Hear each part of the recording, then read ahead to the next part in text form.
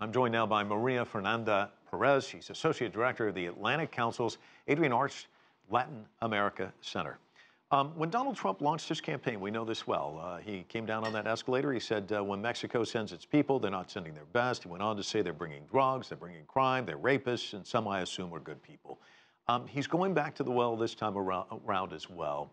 Why is immigration such an important issue for him, and why does it resonate with some of the voters? Thanks, Mike. Immigration is one of the most important topics and issues for the Republican voters. A poll places immigration as a top issue for the voters, and actually we see it that in the border states specifically, Republican voters have the intention to go out next week to vote. And the caravan that he's talking about, you have a news anchor on the Fox network amazingly saying there's no invasion, no one is coming for you, there's nothing at all to worry about. And yet the suspect in the mass shooting alluded to the fact that he talked about this conspiracy theory to bring these people here. He didn't care about the optics. He was going in. It does have an impact on some people. I mean, this kind of language, doesn't it? Right. President Trump's rhetoric is normalizing this kind of extremist and violent behavior. He's empowering some of the most extreme base that he has to carry out this kind of violence.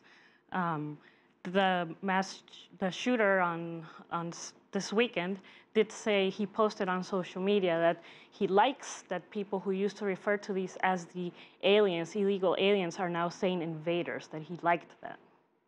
The issue, though, is a tough one, and there aren't simplistic solutions to it. And yet, when the rhetoric is so overheated like we see in this environment, there really aren't people talking about a solution, coming up with a comprehensive plan on this. And that's been a problem here in Washington for some time, hasn't it? It has been a problem. And the problem, let's be clear, it's not only an American problem, it's a regional problem. I think that the United States is justified in asking its neighbors for help in dealing with this issue. That's the solution. A regional approach, cooperation is the solution. It's not, you're not going to resolve this through tweets. That's for sure. And James Carville, who was an advisor to Bill Clinton, the former president, said just in the last day or so that this issue of the caravan is going to be a huge issue until next Tuesday, and then it's not an issue at all. By saying that, he's saying that the Republicans see this as something that they can gin up, get their base out and vote, but that it's just going to go away after that, and to mobilize the troops and make it seem like it's an invasion. Do you think it's really going to have a profound effect on what happens next Tuesday in terms of the election? Yes, I think so. We'll see what happens after Tuesday, if President Trump is going to keep tweeting about this or if he's going to move on to the next emergency or what have you.